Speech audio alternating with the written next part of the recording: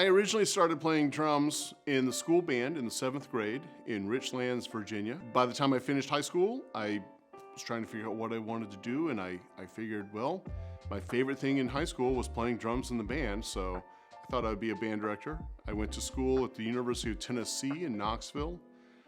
Started out as a music education major, hoping to be a band director, and then along the way, learned a lot of things about the music world and changed my mind about what I wanted to do.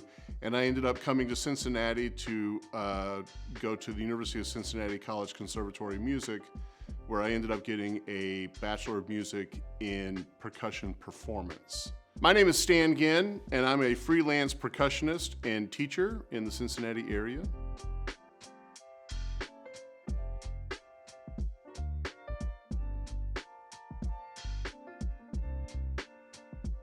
After school, I became really interested in music from different parts of the world.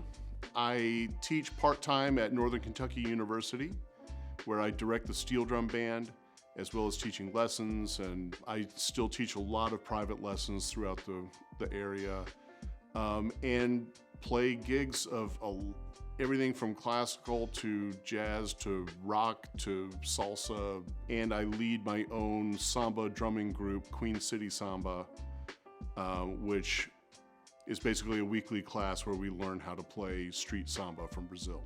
One thing I love about playing music is just the expressive aspect of it, that we can make emotions out of sound, and I find that to be a really good feeling when it works well. So no matter what I'm doing, it's like I can, sometimes we play music that sounds sad, sometimes we play music that sounds happy, sometimes it sounds angry, all kinds of different emotions, and it feels good to get those out. Also, just the interaction between the different people playing the music can be really satisfying. Being part of a group and making something that's bigger than all of us put together. When an audience is obviously enjoying what we do and connecting with what's going on stage, that's a really special feeling, and it's very hard to explain. It sounds cliche even to say it, that there's an exchange of energy there that can happen where everybody in the room is getting something out of what's going on stage.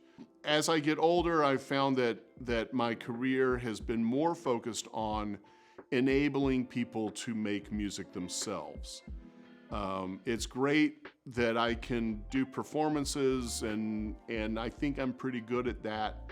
When people tell me how much they enjoyed a performance, I've often said, well, thank you, but I mean, we're having more fun on stage than you are. As you're learning about music, try to learn about music, not just which buttons you push on your instrument to play an A flat. You will learn so much more if you're simply curious about things. Why do we change keys here? That's just making this harder to play. Why are we doing that? What is the benefit of that? Why do certain instruments do certain things and other instruments don't do those things? Why do these notes sound good together?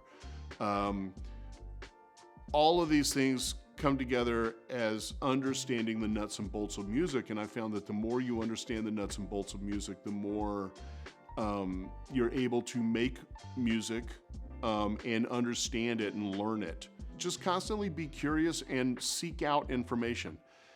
As a teacher, nothing makes me more happy than a student who comes into their lesson and says, hey, I saw a thing on YouTube this week. Can we talk about this idea?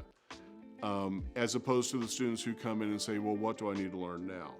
So just go out, find information. We live in the information age. Everything is everywhere all the time on our phone. So go out and find it. It's also good to have someone you can go to help you sift through that information, because some of it's great and some of it's not as great. So you want to have some sort of person you trust to help you make sense of it all. And listen to music. Just listen to music. I'm often baffled by how many of my students come to me, hey, I want to audition for the school jazz band. Okay, well, we can start working on that. Let's learn about jazz drumming. And then I find out that the last thing in the world they want to do is actually listen to jazz music.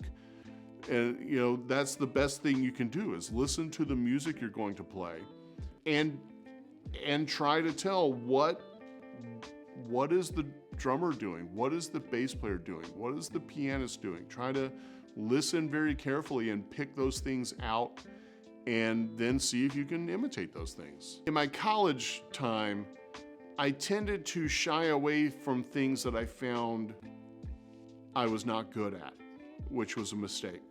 I had a really hard time with what we call ear training, of just recognizing melodies and harmonies by ear. That was really difficult for me. And it meant that I was kind of embarrassed by that and tended to shy away from it and hope I passed the class. Whereas I should have tackled it head on.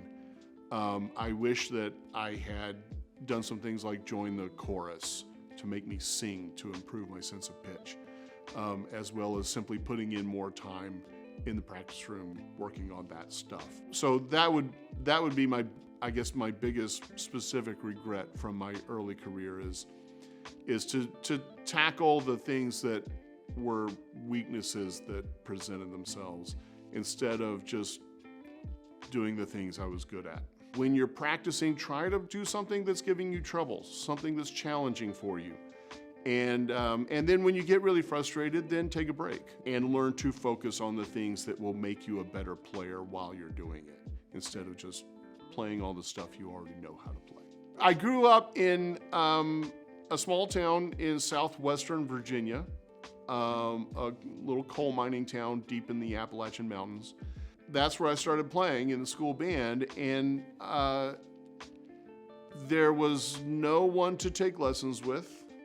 So I didn't actually have a private lesson until I got to college. My last year of high school, we had a lot of places call this select band. We called it all regional band, where all the kids from different schools would come and audition. And I had done that throughout junior high and high school.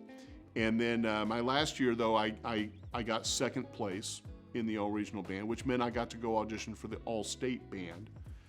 And I realized that, you know, I was coming from, you know, the middle of nowhere in the mountains at the end of Virginia, and I was going to be competing with kids who, you know, probably had lessons and things like that from, especially from like the Washington D.C. area. And I thought, well, I'm going to practice really hard and not come in dead last on the all-state audition. That was my goal. I put time in, just practicing my snare drum rudiments, practicing reading, putting way more practice time in than I ever had before that. And went to the all-state audition and got first. So that was my first experience of practicing actually works. That might be the most important lesson that I learned in my whole high school experience.